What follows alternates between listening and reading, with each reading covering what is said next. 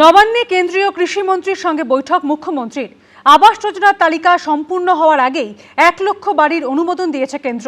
15ই August পর্যন্ত আবাস যোজনার তালিকা তৈরির জন্য সময় দিয়েছেন শিবরাজ সিং চৌহান।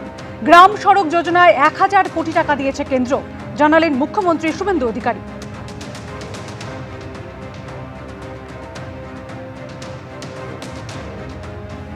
গ্রামোন্নয়নের যে সমস্ত গুরুত্বপূর্ণ দিক রয়েছে, যেমন প্রধানমন্ত্রী গ্রাম সড়ক যোজনা, প্রধানমন্ত্রী আবাস যোজনা, বিকশিত ভারত জি রামজি এবং লাখপতি দিদি সহ আমাদের 80 লক্ষ স্বনির্ভর গোষ্ঠীর দিদি এবং বোনেদের নানা কল্যাণকর কর্মসূচি নিয়ে আলোচনা হয়েছে। ইতিমধ্যে ভারত সরকার 4টি জেলাতে প্রধানমন্ত্রী ধনধান্য কর্মসূচি যুক্ত করেছে। যে জেলাগুলি হলো দার্জিলিং, আলিপুরদুয়ার, ঝাড়গ্রাম এবং পুরুলিয়া। এর বাইরেও কেন্দ্রীয় কৃষি এবং গ্রামোন্নয়ন দপ্তরের প্রত্যেকটি কর্মসূচির সঙ্গে আমরা যুক্ত হয়েছি। জুন মাসে মানরেগা যেটা কর্মসূচির শেষ সপ্তাহ ছিল, তার জন্য মাননীয় শিবরাজ সিং চৌহানজির দপ্তর 700 কোটি টাকা আমাদের দিয়েছিলেন। প্রধানমন্ত্রী গ্রাম সড়ক যোজনার 2400 কিলোমিটার নতুন রাস্তার জন্য অনুমোদন করে প্রথম পর্যায়ে 1000 কোটি টাকা তারা আমাদের দিয়েছেন। আজকে মাননীয় শিবরাজ সিং চৌহানজি আমার এবং পঞ্চায়েত ও গ্রামোন্নয়ন মন্ত্রী দিলীপ ঘোষজির হাতে আবাস যোজনার ভেরিফিকেশন বা তালিকা সম্পূর্ণ হওয়ার আগেই 1 লক্ষ বাড়ির অনুমোদন আমাদের হাতে তুলে দিয়েছেন। 21শে জুলাই কার 3 দশক পর এবার তা নিয়ে 3 জনের 3 পক্ষে দড়ি টানাটানি শুরু হলো। মেয়র রোডে সমাবেশ করবে ঋতব্রত তৃণমূল। অন্যদিকে কালীঘাট তৃণমূলকে পুলিশ জানিয়ে দিল সভা করতে হবে ব্রিগেড বা হাজরা মোড়ে। আর এই অবস্থায় হাইকোর্টের দ্বারস্থ হয়েছে কালীঘাট তৃণমূল। শহীদ স্মরণে আলাদা সমাবেশ করবে কংগ্রেসও। 21 কখনো মানুষকে ভুলতে দেয় না। এই ছবি এবার অতি শক্তি প্রদর্শন তো দূর, তৃণমূল এবার দুর্বল, ক্ষীণ। এবারের 21শে জুলাইয়ের আগে তৃণমূল ভেঙে চুরে খান খান। কে কোথায় 21শে জুলাই শহীদ স্মরণ করবে, কিভাবে করবে, কার স্মরণে কত জোর, কার অধিকার, কে জোর করে দখল করছে, এসব নিয়েই এখন জোর বিতর্ক। কালীঘাট তৃণমূল, ঋতব্রত তৃণমূল এবং কংগ্রেস। 21শে জুলাইয়ের কর্মসূচি, দাবিদার 3 পক্ষ। প্রতি বছর মমতা বন্দ্যোপাধ্যায় ভিক্টোরিয়া হাউসের সামনে 21শে জুলাই পালন করেন, কিন্তু এবার তারা সভা করার অনুমতি পাননি। এতদিন মমতা বন্দ্যোপাধ্যায়ের প্রধান রাজনৈতিক কর্মসূচি ছিল 21শে জুলাইয়ের শহীদ দিবস, কিন্তু এবার পরিবর্তিত পরিস্থিতিতে কালীঘাট তৃণমূল কোথায় শহীদ স্মরণের অনুষ্ঠান করবে তাই এখনো ঠিক নয়। আমরা তো কেস ফাইল করেছি, কালকে হবে, কোর্ট যেটা ডিসাইড করে দেবে সেটাই হবে। অপশন তো আমাদের অরিজিনাল অপশন তো আছে, তা সত্ত্বেও যেখানে দেবে সেখানে হবে। এই প্রেক্ষাপটে প্রশাসনের অনুমতি পেতে সোমবার লালবাজারে গিয়ে কথা বলেন তৃণমূল বিধায়ক শোভনদেব চট্টোপাধ্যায় এবং ডেরেক ওব্রায়েন। সূত্রের খবর, তাদের ব্রিগেডে 21শে জুলাই কর্মসূচি করার পরামর্শ দেওয়া হয়। পুলিশ আধিকারিকরা এখনো কোনো অনুমতি দেননি। তারা গোটা বিষয়টা মহামান্য কলকাতা হাইকোর্টের যে দৃষ্টি, সেই দিকেই তারা রয়েছেন। কালীঘাট তৃণমূল সূত্রে খবর, মঙ্গলবার লালবাজার থেকে ইমেল করে তাদের জানানো হয়েছে 21শে জুলাইয়ের কর্মসূচি তারা ব্রিগেডে অথবা হাজরা মোড়ে করুক। যদিও কালীঘাট তৃণমূল এই প্রস্তাবে রাজি নয়, তারা ভিক্টোরিয়া হাউস বা ডোনিনা ক্রসিং এর সমাবেশ করতে চায়। কালীঘাট তৃণমূলের তরফে ফের তা ইমেল করে জানানো হবে। এদিকে এই নিয়ে কলকাতা হাইকোর্টে যে মামলা করা হয়েছে তারও শুনানি রয়েছে বুধবার। মেয়র রোডে 21শে জুলাই সমাবেশের অনুমতি পেয়ে গেছে ঋতব্রত তৃণমূল। আমরা আছি মেয়র রোড সংলগ্ন গান্ধী মূর্তির পাদদেশে। এখানেই আগামী 21শে জুলাই ঋতব্রত পন্থী তৃণমূলরা শহীদ তর্পণ পালন করবেন। ইতিমধ্যেই পুলিশের তরফে অনুমতি মিলেছে। সোমবারই সভাস্থল পরিদর্শন করেন ঋতব্রত বন্দ্যোপাধ্যায়, ফিরাদ হাকিম, চন্দ্রিমা ভট্টাচার্যরা। সেদিন মানুষ দেখবেন যে গান্ধী মূর্তির পাদদেশে সর্বভারতীয় তৃণমূল কংগ্রেস কিভাবে শহীদ তর্পণ করে। তৃণমূল নিজেরাই আজকে দ্বিধাবিভক্ত, তাদের আইডেন্টিটি ক্রাইসিস নিয়েই তারা আজকে একে অপরের সঙ্গে লড়ছে। ঋতব্রতদের কথা সবটাই ম্যাচ ফিক্সিং, শ্যাডো বিজেপি, এবং তার সমস্ত কারিগরের দুদিনে পারমিশন হয়ে গেল হচ্ছে মেয়র রোডে। 21শে জুলাই নিয়ে ত্রিমুখী লড়াইয়ে বিভ্রান্ত শহীদ পরিবাররাও। এ বলছে 21শে জুলাই করবে, ও বলছে 21শে জুলাই করবে। না দিদির কাছে যাবে, না ঋতব্রতর কাছে যাবে, আবার শুনছি কংগ্রেস করছে নতুন করে, কোথায় যাবে বুঝে উঠতে পারছি না এখন। কালীঘাট তৃণমূল আদালতে তাদের প্রথম পছন্দ হিসেবে ভিক্টোরিয়া হাউসের সামনের এলাকাকে রেখেছে। সেটা না পেলে বিকল্প হিসেবে ডোরিনা ক্রসিং এর আবেদন করেছে। বুধবার এ নিয়ে বিচারপতি সৌগত ভট্টাচার্যের এজলাসে শুনানির সম্ভাবনা রয়েছে। উজ্জ্বল মুখোপাধ্যায়, আশাবুল হোসেন ও কৃষ্ণেন্দু অধিকারীর রিপোর্ট, এবিপি আনন্দ। ক্ষমতা হারানোর পর 21শে জুলাইয়ের কর্মসূচি নিয়ে কালীঘাট তৃণমূল রীতিমতো ব্যাকফুটে। আর এই পরিস্থিতিতে মমতা বন্দ্যোপাধ্যায়কে পরামর্শের সুরে খোঁচা দিয়েছেন প্রদেশ কংগ্রেস সভাপতি শুভঙ্কর সরকার। তিনি বলেছেন, মমতা বন্দ্যোপাধ্যায় কংগ্রেসের মঞ্চে এসে বলুন ভুল করেছিলাম। মমতা বন্দ্যোপাধ্যায় যদি স্বীকার করে নেন যে দল ছাড়া ভুল হয়েছিল, তাতে কিছুটা হলেও প্রায়শ্চিত্ত করা যাবে। পাল্টা জবাব এসেছে কালীঘাট তৃণমূলের তরফেও। তার যদি সৎ সাহস থাকে নিশ্চয়ই তিনি ইতিহাসকে বিকৃত করবেন না। আজকে মনে পড়ছে ওটা কংগ্রেসের। 1993 সালের 21শে জুলাই রাজ্যে তখন বাম শাসন, প্রধান প্রতিপক্ষ কংগ্রেস। কলকাতার রাজপথে গুলিতে রক্তাক্ত হয়েছিলেন 13 জন যুব কংগ্রেস কর্মী। পুলিশের গুলিতে শেষ হয়ে গিয়েছিল তরতাজা প্রাণ। 1998 সালে মমতা বন্দ্যোপাধ্যায় তৃণমূল কংগ্রেস তৈরি করেন। কংগ্রেস তৃণমূল প্রতি বছর দুদলই 21শে জুলাই শহীদ স্মরণ পালন করে। কিন্তু তৃণমূলের অনুষ্ঠানে যত জাঁকজমক, যত আড়ম্বর, যত সাজো সাজো রব বেড়েছে, তার কাছে ফিকে হয়ে গেছে কংগ্রেসের শহীদ স্মরণ। পতাকাটা ছিল যুব কংগ্রেসের চক্রের পতাকা, কংগ্রেসের হাতের পতাকা।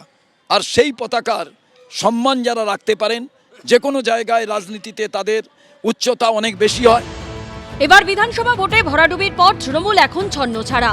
মমতা বন্দ্যোপাধ্যায় কার্যত রাজনৈতিক অস্তিত্বের সংকটে ভুগছেন। একে একে সবাই সঙ্গ ছাড়ছেন। এই আবহে মমতা বন্দ্যোপাধ্যায়, অভিষেক বন্দ্যোপাধ্যায় দিল্লিতে সোনিয়া গান্ধী, রাহুল গান্ধীদের সঙ্গে বৈঠক করেছেন। প্রশ্ন উঠছে, তাহলে কি যে কংগ্রেস থেকে রাজনৈতিক জন্ম, তার হাত ধরেই ফের প্রাসঙ্গিক হতে চাইছে কালীঘাট তৃণমূল? এই প্রেক্ষাপটে 21শে জুলাইয়ের আগে মমতা বন্দ্যোপাধ্যায়কে তাৎপর্যপূর্ণ পরামর্শ দিল প্রদেশ কংগ্রেস। তিনি ভুল করেছিলেন, ভুল সিদ্ধান্ত হয়েছিল। আজকে শহীদ মিনারের মঞ্চে দাঁড়িয়ে এই কথা বলবেন। আমি আশা করব যে মমতা বন্দ্যোপাধ্যায় ভুল স্বীকার করলে আগামী দিনে তিনিও মনে শান্তি পাবেন। তো মমতা বন্দ্যোপাধ্যায় যদি স্বীকার করে নেন যে আমার দল ছাড়া ভুল হয়েছিল, এই মঞ্চে এসে শহীদদের শ্রদ্ধা জানালে যুব কংগ্রেসের পতাকা, কংগ্রেসের পতাকা, তাকে সম্মান জানানো হবে এবং সেখানে কিছুটা হলেও তার যে কৃতকর্ম, তার জন্য কিছুটা প্রায়শ্চিত্ত হলেও করা যাবে। যখন 1993 সালের 21শে জুলাই তৎকালীন যুব কংগ্রেস সভানেত্রী মমতা বন্দ্যোপাধ্যায় যখন কর্মসূচি ডেকেছিলেন এবং সেখানে সিপিএম গণহত্যা লীলা চালিয়েছিল, তখন তো প্রদেশ কংগ্রেস মমতা বন্দ্যোপাধ্যায় এবং আন্দোলনকারীদের পাশে দাঁড়ায়নি এবং তারপর দীর্ঘ কয়েক বছরও আদৌ কোনো কর্মসূচি তারা করেননি। কংগ্রেস শহীদ মিনারের পাদদেশে এবার 21শে জুলাই পালন করবে। কিন্তু যে মমতা বন্দ্যোপাধ্যায় প্রতি বছর 21শে জুলাই কার্যত শক্তি প্রদর্শন করতেন, তিনি এবার কোথায় শহীদ চরণ অনুষ্ঠান করবেন তা এখনো স্পষ্ট নয়। উজ্জ্বল মুখোপাধ্যায় ও আশাবুল হোসেনের রিপোর্ট, এবিপি আনন্দ। আমরা শহীদ দিবস পালন করব, মানে কোনো উৎসব নয়, কোনো নাচ গান নয়। শহীদ দিবস নিয়ে নাম না করে এই ভাষাতেই কটাক্ষ ছুড়ে দিয়েছেন ফিরহাদ হাকিম। চন্দ্রিমা ভট্টাচার্য আবার বলছেন এটা মমতা বন্দ্যোপাধ্যায় থাকা না থাকার ব্যাপার নয়। আর এ নিয়ে কুণাল ঘোষ বলছেন, মমতা বন্দ্যোপাধ্যায় আজ মুখ্যমন্ত্রী থাকলে তারা আজকে 21শে জুলাইয়ের মূল মঞ্চে ওঠার জন্য লাইন দিয়ে মমতা ব্যানার্জির পায়ের কাছে ঘুরঘুর করত। আমরা শহীদ দিবস পালন করব, মানে কোনো উৎসব নয়, কোনো নাচ গান নয়। একসময় 21শে জুলাইয়ের মঞ্চে মমতা বন্দ্যোপাধ্যায়ের আশেপাশে যারা থাকতেন, সেই ফিরহাদ হাকিম, চন্দ্রিমা ভট্টাচার্যদের গলাতেই এখন অন্য সুর। কারণ দুপক্ষের পথ এখন দুদিকে। কালীঘাট তৃণমূল এবার কোথায় 21শে জুলাই শহীদ স্মরণ করবে তা এখনও ঠিক নয়। আর ঋতব্রত তৃণমূল শহীদ দিবস পালন করছে গান্ধী মূর্তির পাদদেশে। 2011 সালে তৃণমূল ক্ষমতায় আসার পর 21শে জুলাইয়ের সভা ধর্মতলার বদলে হয়েছিল ব্রিগেড ময়দানে। শহীদ তর্পণের মঞ্চ থেকে পাগলু ছবির গান গেয়ে বিতর্কে জড়িয়েছিলেন দেব।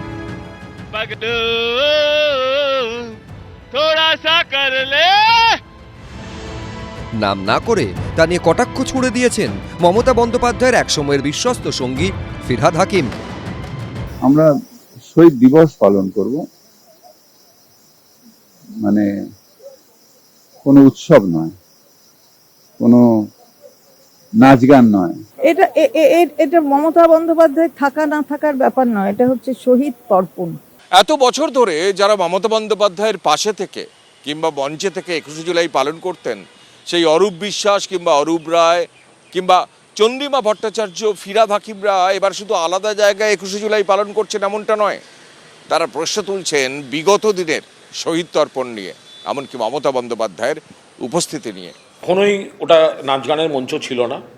যারা এতকাল ছিলেন এসব জ্ঞানপাপীদের বিলম্বিত বিবেক জাগরণ, মমতা বন্দ্যোপাধ্যায় যদি আজ মুখ্যমন্ত্রী থাকতেন, তাহলে যারা আজকে 21শে জুলাইয়ের ভুল ধরেছে, তারা আজকে 21শে জুলাইয়ের মূল মঞ্চে ওঠার জন্য লাইন দিয়ে মমতা ব্যানার্জির পায়ের কাছে ঘুরঘুর করত। বিগত 5 বছরে, তার আগে কিন্তু সিস্টেমেটিক একটা ছিল, কিন্তু পরে আমরা দেখলাম যাদের কোনো ত্যাগ নেই, যাদের এই লড়াইয়ের জন্য কোনো রকম স্যাক্রিফাইস নেই, তারাই প্রথম সারির নেতা। মমতা বন্দ্যোপাধ্যায় নিজে হেরেছেন, দল হেরেছে, দলের সিংহভাগ বিধায়ক সাংসদ বিদ্রোহ ঘোষণা করেছেন। এই পরিস্থিতিতে আগে মমতা বন্দ্যোপাধ্যায়ের 21শে জুলাইয়ের সমাবেশ ঘিরে যে ছবি ধরা পড়ত, তা নিয়ে এখন নানা শিবির থেকে কটাক্ষ ধেয়ে আসছে। প্রত্যেক বছর কলকাতায় তৃণমূলের জমানায় একটা করে তৃণমূলের বার্ষিক উৎসবে রূপান্তরিত হয়েছিল, অ্যানুয়াল ফেস্টিভ্যাল। মাছ, মাংস, ডিম সব কিছু ছড়াছড়ি ছিল, দেখেছি আমরা। সেই বাৎসরিক উৎসবটা এবার সম্ভবত হচ্ছে না, এটা থেকে অন্তত মুক্তি পাওয়া যাবে। তৃণমূল ক্ষমতায় থাকাকালীন 21শে জুলাইয়ের মঞ্চে নাচ গান নিয়ে অখুশি 21শে জুলাইয়ের শহীদ পরিবারও। 21শে জুলাই একটা শহীদ তর্পণ। শহীদ তর্পণ মানে নাচ গান, আনন্দ, উৎসব, পাগলু ডান্স নয়। 21শে জুলাই মানে যে রাস্তায় ডিম ভাত খাওয়ানোর প্রবণতা, সেটাও নয়। আর যে 18 বছর যে মরেছে, ওই 21শে জুলাই যা কথা বলে আর কোনো দিন দেখতে আসছে না। কেমন আছে, মরে গেছে, আমার স্বামী মারা গেছে, ওরা ফুর্তি করছে, আমার ভালো লাগতো না।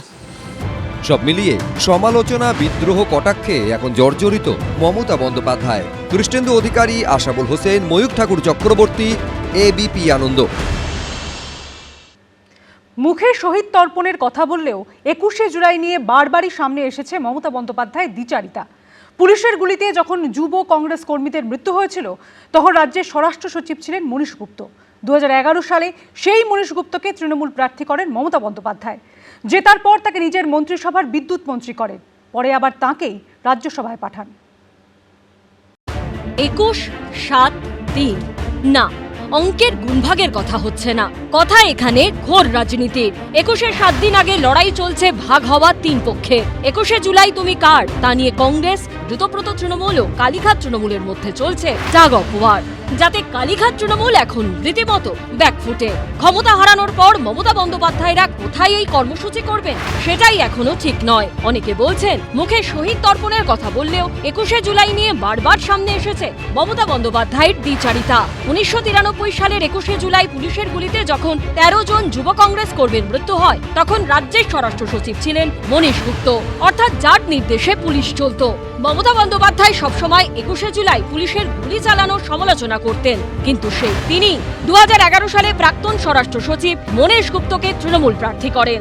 জেতার পর তাকে নিজের মন্ত্রিসভায় বিদ্যুৎ মন্ত্রী করেন। শুধু তাই নয়, 2017 সালে মনীশ গুপ্তকে তিনি তৃণমূলের রাজ্যসভায় সাংসদ অবধি করেন। অর্থাৎ 21শে জুলাই গুলি চালানোর সময় যিনি স্বরাষ্ট্র সচিব ছিলেন, সেই মনীশ গুপ্তকে মমতা বন্দ্যোপাধ্যায় কার্যত বারবার পুরস্কৃত করেছেন। ঘটনাকে তো ঢাকা যায় না, এটা ঘটনা। তিনি মন্ত্রী ছিলেন, এটা ঘটনা। তিনি 21শে জুলাই মঞ্চে থাকতেন, সেটাও ঘটনা।